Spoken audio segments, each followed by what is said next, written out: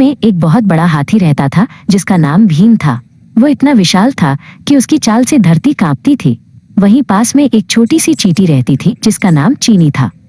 वो इतनी छोटी थी कि पत्तों के बीच भी मुश्किल से दिखाई देती थी। भीम को अपने बड़े आकार पर बहुत गर्व था। वो हमेशा छोटे जानवरों को देखकर मुस्कुराता था। मैं सबसे मजबूत हूँ, मैं सबसे बड़ा हूँ, वो गरजता था। एक दिन घास चरते समय भीम को अचानक आउच की आवाज आई। उसके विशाल पैर में एक नुकीला गहरा कांटा चुभ गया था। दर्द इतना तेज था कि भीम जोर से चिल्लाया और रुक गया। भीम ने अपनी सूंड से कांटा निकालने की कोशिश की, लेकिन कांटा बहुत गहराई में था और उसकी सूंड के लिए जगह बहुत कम थी। उसने अपना पैर जमीन पर पटका, लेकिन दर्द और बढ़ गया।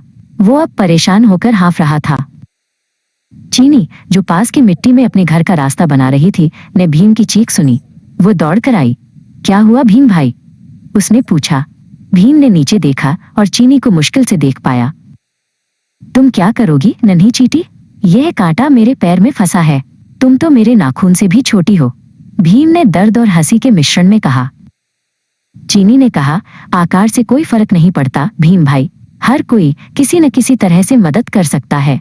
मुझे बस कोशिश करने दो। मैं शायद ऐसी जगह पहुंच सकूं जहां तुम्हारी सूंड नहीं पहुंच सकती। भीम ने हार मान ली थी। ठीक है चीनी, तुम कोशिश कर सकती हो। चीनी तुरंत विशाल पैर की खुरदरी त्वचा पर चढ़ गई। उसने ध्यान से कांटे के पास की जगह को देखा। वो बहुत पतली थी और उसने अपनी मजबूत पकड़ से कांटे को धीरे से खींचना शुरू किया। पॉप! एक छोटी सी आवाज आई और कांटा बाहर निकल आया।